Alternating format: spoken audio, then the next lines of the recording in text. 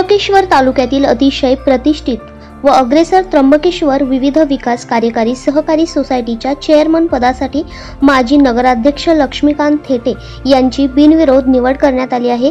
सोसायटीच्या सभागृहात शुक्रवारी निवडणूक निर्णय अधिकारी अर्चना सौंदाने यांनी निवड प्रक्रिया राबवली। निवड जाहीर झाल्यानंतर ऋणनिर्देश सभा घेण्यात आली।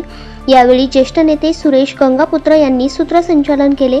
माजी जिल्हा परिषद उपाध्यक्ष संपतराव सकाळे यांच्यासह उपस्थित मान्यवरांनी आपले मनोगत व्यक्त करताना संस्थेच्या कार्याचा आढावा घेतला। तसेच नवनिर्वाचित चेअरमन लक्ष्मीकांत थेटे यांच्या कार्याची माहिती दिली। सन 1950 मध्ये स्थापन झालेली तालुक्यातील सर्वात जुनी व अग्रेसर त्र्यंबकेश्वर विविध कार्यकारी संस्था असल्याचे व राजकीय आणि सामाजिक क्षेत्रातील मान्यवरांनी या संस्थेचे नेतृत्व केले असल्याचे यावेळी नमूद करण्यात आले। तालुक्याला पददर्शी असलेल्या संस्थेच्या नावलौकिकात व वैभवात थेटे भर घालतील अशी अपेक्षा व्यक्त करण्यात आली। त्र्यंबकेश्वर तालुक्याच्या ग्रामीण भागातील संस्था म्हणजे त्र्यंबकेश्वर तालुक्याचं मुख्यालय समजली जाणारी अशी विविध कार्यकारी सोसायटी तिच्या चेअरमनपदी आज माझी निवड झाली।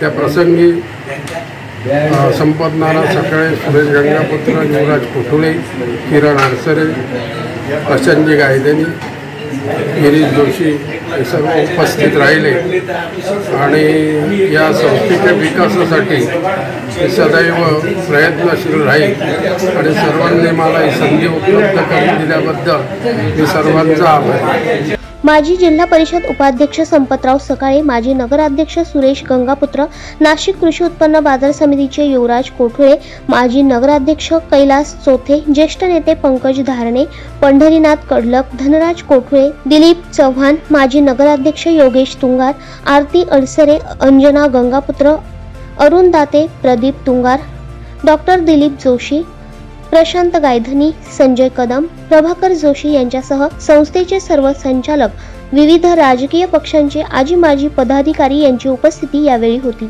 दैनिक भ्रमर, नाशिक।